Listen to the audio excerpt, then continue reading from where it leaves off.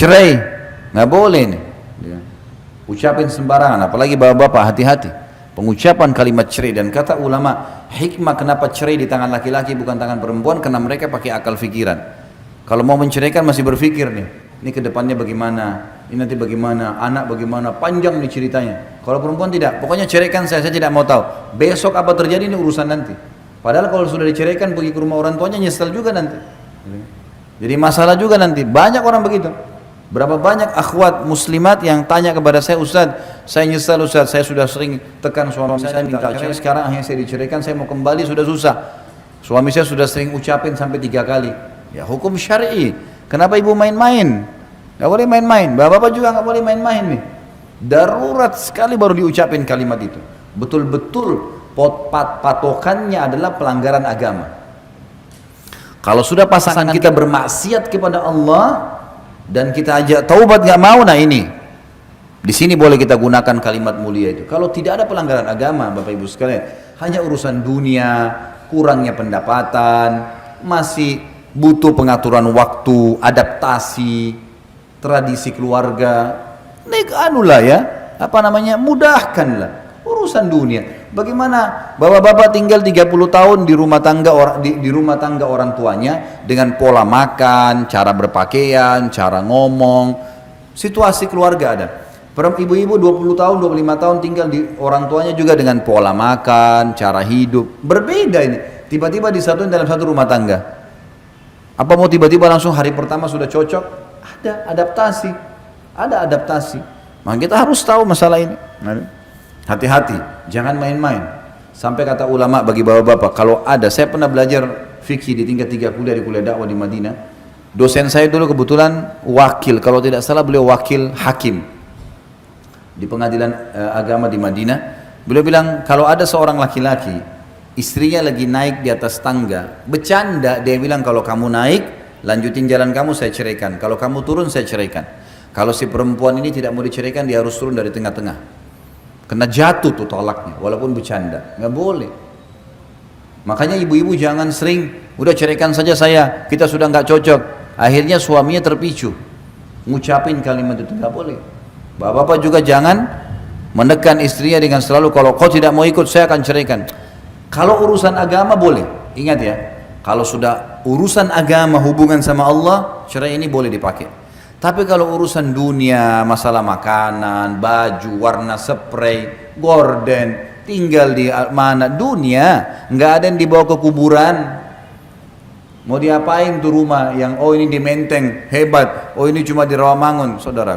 Kita kalau naik pesawat yang di Menteng pun jadi kecil tuh, nggak kelihatan lagi. Apa yang mau diperebutkan? Kadang-kadang juga ini hal-hal mendasar yang harus kita fahamin ya. Hati-hati, syaitan selalu mengintai.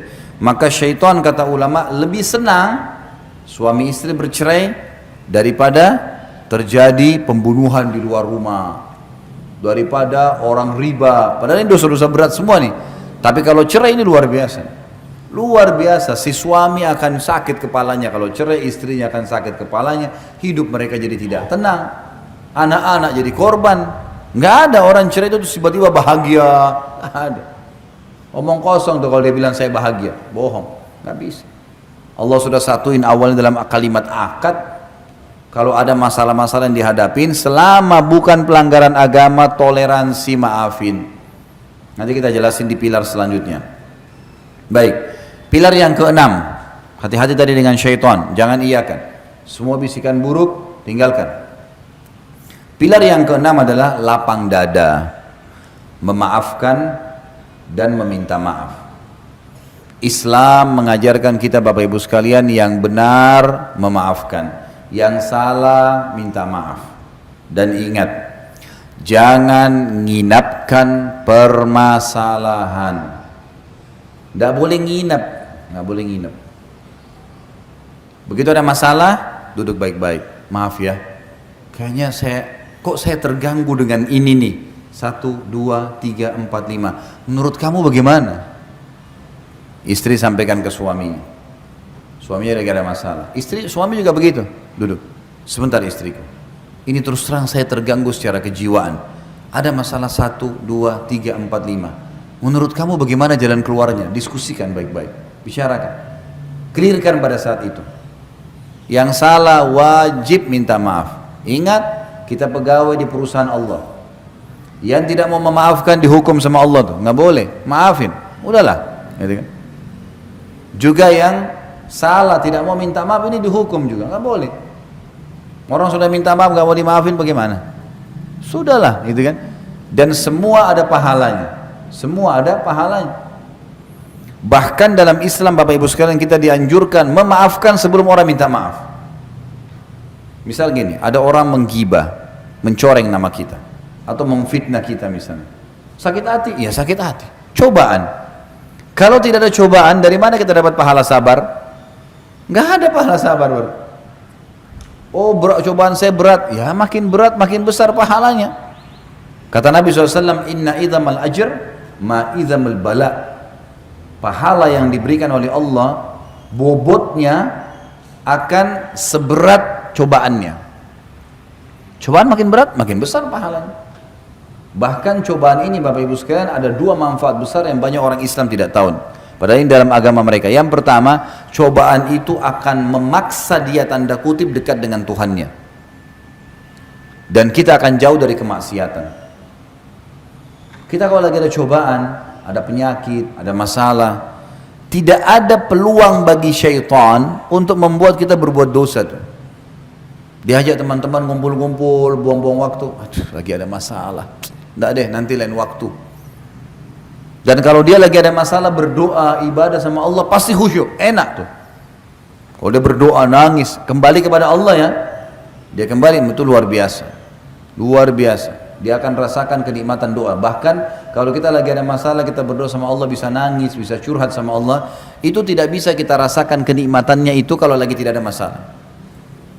Semua orang menghadapi masalah, Nabi SAW menghadapi masalah, apalagi kita manusia biasa.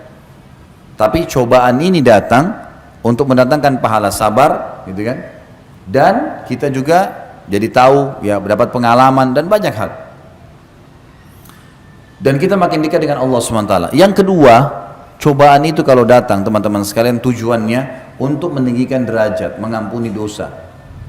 Kata Nabi SAW, seorang mukmin terus diuji di dirinya, di keluarganya, di hartanya, sampai dia dan keluarganya bertemu dengan Allah tidak tertinggal satupun dari dosanya, dibersihin dosanya.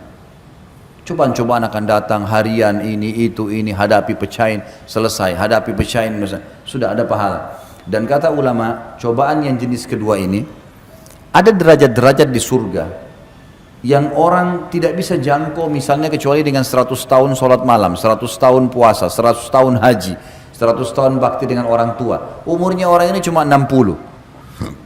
Tapi karena keimanannya, Allah mau dia sampai ke derajat itu. Bagaimana caranya? Diuji dengan penyakit 10 tahun. Diuji buka usaha 3 kali bangkrut. Mungkin nanti yang keempatnya baru dia bisa.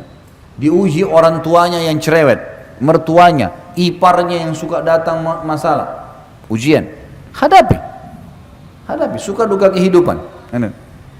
Film itu tidak ada yang nonton kalau tidak ada penjahatnya, tidak ada cerita suka dukanya. Kalau datar aja, nggak ada yang nonton, nggak laku filmnya. Riwayat kehidupan, harus ada suka duka. Kita kalau kena hujan nih, lagi hujan-hujan begini, basah. Pengalaman, basah tapi pengalaman. Ada kenikmatan tersendiri kalau dinikmatin tuh. Kalau bahasa saya itu nikmatin prosesnya. Proses dinikmatin. Lagi sakit nih, bangun pagi flu. Oh iya, sabar. Sabar itu terima takdir Allah, kemudian ikhtiar, gitu kan? Kita bangun flu, alhamdulillah. Allah masih uji saya. Mudah-mudahan jadi pengampunan dosa, peninggian derajat. Lalu ikhtiar minum obat. Sabar, nikmatin prosesnya. Karena kita biar ngerutu pun cobaannya ada ajalnya. Pasti sampai selesai. Ada saatnya dia akan selesai. Jadi kita harus lapang dada, menerima, termasuk sini menerima kekurangan pasangan. Tapi ingat, yang punya kekurangan tidak boleh tinggal dalam kekurangannya, berubah. Orang mukmin harus meningkat menjadi lebih baik dari sebelumnya. Nggak boleh vakum. Saya gini orangnya, kau terima silakan, tidak terima nggak usah. Nggak boleh dong. Itu bodoh namanya. Masa kalau dia kurang kemudian dia tidak mau berubah? Fair, terima. Oh iya baik, saya akan berubah. Bantu saya ya. Ayo sama-sama. Suami istri harus begitu. Enggak, kalau kamu nggak mau terima ya sudahlah. Kadang-kadang suami tegur istrinya, cobalah kalau bangun sholat subuh, habis sholat subuh buat sarapan, aktivitas, jangan langsung tidur. Misal, baik, tangkap positif. Istrinya harus berpikir, oh iya ya, mungkin ada baiknya lah. Mungkin suami saya kena pergi kerja pagi. Kadang-kadang ada istri tidur, suaminya pergi kerja. Dia nggak tahu suaminya pergi sarapan, cuma pembantu yang siapin. Karena hanya mendahulukan tidur pagi. Untuk apa ini? Lalu suaminya bahasakan baik-baik. Terimalah, gitu kan? Baik, latihan. Kalau gitu bantu saya ya. Gimana caranya? Mungkin kalau malam kita lebih cepat tidur ya. Baik, kalau mungkin saya masih ngantuk, maklumi ya, beberapa hari nanti saya berubah. Kan baik ya, menjadi lebih baik. Bahkan kata Ali radhiyallahu anhu, saya akan menjadi hamba sahaya, saya siap mengabdi dengan seseorang yang mengajarkan kepada saya satu huruf. Artinya saking pentingnya belajar untuk meningkatkan skill kita. Bodoh orang kalau selalu seperti yang lalu-lalu atau bahkan lebih buruk. Kita harus setiap hari meningkat, kualitasnya harus selalu naik dan kualitasnya harus dipaksa. Nah itu, harus bisa menerima masukan. Begitu pula misalnya istri lihat suaminya mungkin selama berumah tangga sama orang tuanya biasa main buang handuk sembarangan, berantakan sepatunya nggak teratur. Mungkin istrinya biasa rapi, suaminya begitu. Jangan langsung marah, berikan masukan. Ini sebenarnya mana yang lebih baik sih kalau berantakan begini dengan rapi? Kan lebih baik kalau rapi. Ya udah saya begini orangnya, terserah kamu kalau kau nggak mau. Apa fungsinya kau sebagai istri? Nggak boleh nih, nggak boleh. Oh iya ya, tangkap secara akal sehat. Oh iya benar. Baiklah, ingatin ya. Kalau saya memang salah, kan enak ya, kan enak kalau begitu. Nggak boleh mudah tersinggung nih. Ya. Ini tersinggung ini bahaya, senjata syaitan. Nggak boleh. Saya waktu pertama menikah, saya temukan istri saya mungkin kebiasaan untuk merapikan sesuatu masih kurang. Cara saya mendidik dia adalah, saya duduk kemudian saya ambil kertas. Saya bilang sebentar, kamu duduk dulu. Saya ambil kertas, beberapa lembar kertas, saya serakin di lantai. Jadi cara bapak-bapak ini harus begitu, mendidik. Tidak boleh marah-marah. Ambil kertas, saya serakin di lantai. Kemudian saya serakin di beberapa tempat. Terus saya bilang, kira-kira menurut kamu berantakan gak nih? Berantakan. Baik. Sekarang lihat ya, sederhana. Saya pungutin tuh kertas semuanya, saya satuin, saya taruh di atas meja. Hilang tuh tadi pemandangan berantakan. Bagus gak kelihatan? Bagus. Ini yang saya mau. Ini yang saya mau. Cuma ini saja, merapikan. Alhamdulillahnya dia faham. Gitu kan? Bisa kita berikan masukan. Tapi yang penting dua-duanya memang harus lapang dada nih. Jangan sampai si perempuan tidak mau diperbaiki atau si laki-laki tidak mau diperbaiki, ini bahaya. Ini kalau mau rumah tangganya bertahan ya, kita bicara masalah pilar mempertahankan rumah tangga. Insya Allah itu rumah tangganya abadi, insya Allah. Bukan cuma dunia, sampai di akhirat. Karena orang mukmin tahu kalau tidak cerai, mereka akan bersama di surga juga. Artinya abadi nih. Sekali akad maka akan sampai di sana. Ini penting. Ya. Jadi harus bisa lapang dada, memaafkan dan meminta maaf. Tentu banyak hadis-hadis ya yang berbunyi tentang masalah ini. Misalnya kalau ibu-ibu itu ada hadis Nabi SAW, wanita ahli surga, wanita yang kalau dia salah atau suaminya salah, dia akan datang memegang tangan suaminya lalu berkata, saya tidak bisa tidur kalau kau belum ridho. Saya tidak. Ini sabda Nabi ya, wahyu memandu ibu-ibu pakai cara ini. Ini tuntunan dari Allah, bukan dari saya. Wanita ahli surga, wanita yang kalau dia salah atau suaminya salah, dia datang memegang tangannya sambil mengatakan, saya nggak bisa tidur kalau kau tidak ridho.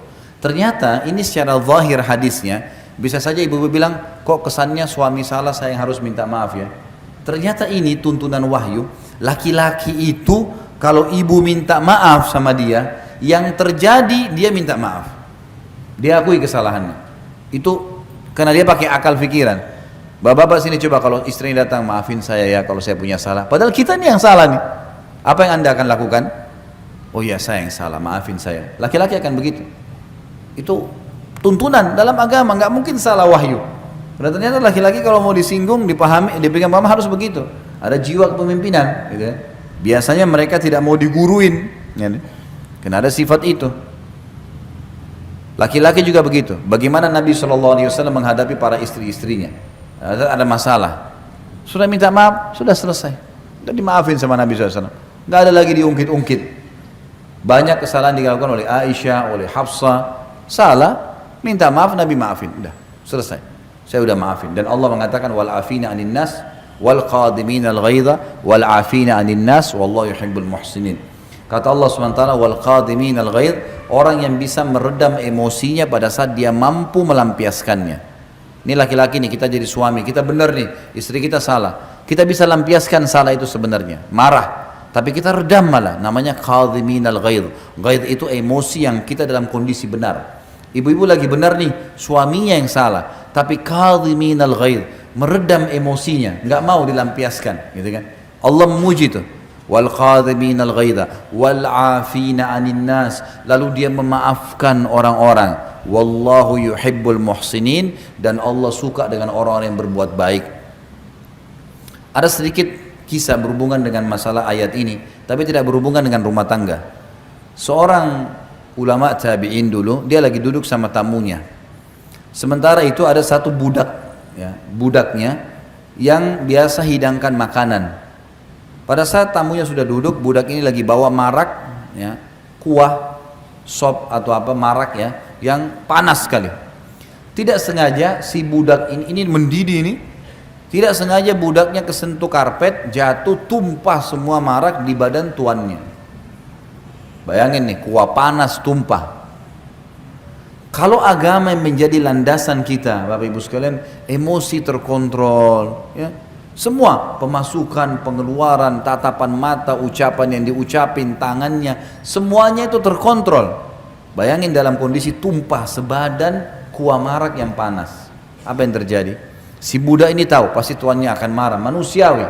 Lalu dia mengatakan, wahai Tuan, Allah berfirman, wal qadhiminal ghaidha, dan orang yang bisa meredam emosinya pada. Jadi ghaidh itu emosi yang meluap-luap dan dalam kondisi benar loh ya.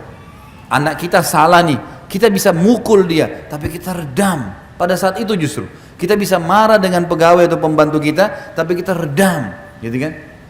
Lalu tuannya mengatakan dia redam, baiklah. Tiba-tiba dia tarik nafas dan mengatakan baiklah. Lalu tuan pembantu budak ini pintar, karena dia paham agama, dia juga bilang, karena dia tidak sengaja tadi, bukan sengaja nuang. Dia bilang lanjutan ayat Tuan, wal afina 'anil nas, dan orang yang suka memaafkan orang. Tuannya bilang afautu, saya sudah maafkan kamu. Lalu dilanjutkan kata budaknya, dan Allah berfirman, Tuan, penutupan ayat, wallahu yuhibbul muhsinin, Allah suka orang berbuat kebaikan. Kata tuannya, kau saya bebaskan dari keterbudakan. Bagaimana kalau ayat Al-Quran mengontrol seseorang? Luar biasa. Agama kalau dipegang teman-teman sekalian luar biasa. Dan Allah itu maha mengetahui, maha jeli, lembut, tahu semuanya. فَمَنْ يَعْمَلْ مِثْقَالَ ذَرَّةٍ خَيْرًا يَرَى, siapa yang berbuat seperti biji sawi dari kebaikan, dia pasti lihat, pasti ada balasannya. وَمَنْ يَعْمَلْ مِثْقَالَ ذَرَّةٍ شَرًّا يَرَى, siapa yang berbuat seperti biji sawi keburukan, pasti dia lihat hukumannya. Memaafkan orang, kalau kita maafkan orang lain, sementara dia belum minta maaf sama kita, ada orang fitnah, ada orang ghibah, itu perintah agama. Orang yang awet muda, orang yang selalu lapang dada, Nabi SAW Bapak Ibu sekalian pada saat meninggal hanya 3 lembar rambut putihnya, umurnya 63 tahun. Dikatakan oleh Anas bin Malik, sahabat Nabi, pembantu Nabi, saya bekerja menjadi pembantu di rumah Nabi SAW 10 tahun, dari 9 tahun sampai 19 tahun, tidak pernah satu kali pun saya mendengarkan Nabi SAW berkata kasar kepada istri-istrinya atau pembantunya, nggak pernah. Ingatin, tapi nggak emosional, gitu kan. Sehingga Allah SWT berikan dia kelebihan yang luar biasa. Istrinya pun akhirnya jadi malu dengan Nabi SAW, karena orangnya tidak pernah marah, kecuali hukum Allah SWT dilanggar. Karena Aisyah berkata radhiyallahu anha dalam riwayat lain, riwayat Bukhari, Rasulullah SAW tidak pernah marah kalau berhubungan dengan haknya, hak pribadinya, duniawi, dimaafin sama dia, kecuali hukum Allah dilanggar. Kalau sudah hukum Allah lain, maka Nabi SAW berubah wajahnya menjadi merah karena dilanggar hukum Allah Subhanahu Wa Taala. Ini tidak boleh. Nabi SAW mengingatkan dengan sangat tegas kalau masalah ini. Tapi tetap juga Nabi menggunakan ketegasan, bukan kekerasan. Beda ya. Tegas itu ini boleh, ini nggak boleh. Jangan lakukan, ini lakukan. Keras itu mata melotot, kata-kata kasar, memukul, itu keras. Itu nggak ada dalam Islam. Tapi tegas boleh. Ini boleh, ini nggak boleh. Ini boleh, ini nggak boleh. Ini saya suka, ini saya nggak suka. Jadi jelas semuanya. Gitu ya. Kalau ada orang berbuat buruk sama kita, fitnah, ghibah, kita sakit hati nih, baik sabar, cobaan lagi datang. Dan yang diperintahkan dalam agama memaafkan orang itu, walaupun pahit, udah maafin. Perintah agama itu, maafin dulu. Terus anda bilang, enak benar Ustaz, dia ghibah saya, dia fitnah saya, kita maafin. Iya, maafin. Lalu bagaimana jalan keluarnya? Dia enak sudah berbuat salah, nggak perlu khawatir. Allah akan menghukum seseorang selama dia belum memenuhi syaratnya. Apa syaratnya kalau orang buat salah? Hah? Minta maaf. Kalau kita maafkan sebelum dia minta maaf, kita dapat pahala, meredam hati kita dari penyakit-penyakit hati, kita bisa legah tidur, bisa legah makan, tapi dia tetap dihukum sama Allah kalau dia tidak minta maaf. Karena ada hukuman di situ. Kecuali dia minta maaf, nah itu lain. Makanya kita disuruh maafin. Sudahlah, legohon saja. Tenang aja, gitu kan? Maafin orang lain, maka akan tenang hidup itu. Gak ada makanan, ya sudahlah. Gak ada makanan. Saya pulang ke rumah, ada makanan? Gak ada, tadi gak masak. Bisa saya beliin di sebelah Padang? Beli aja, gak apa-apa. Bawa sini, gak masak. Makanan.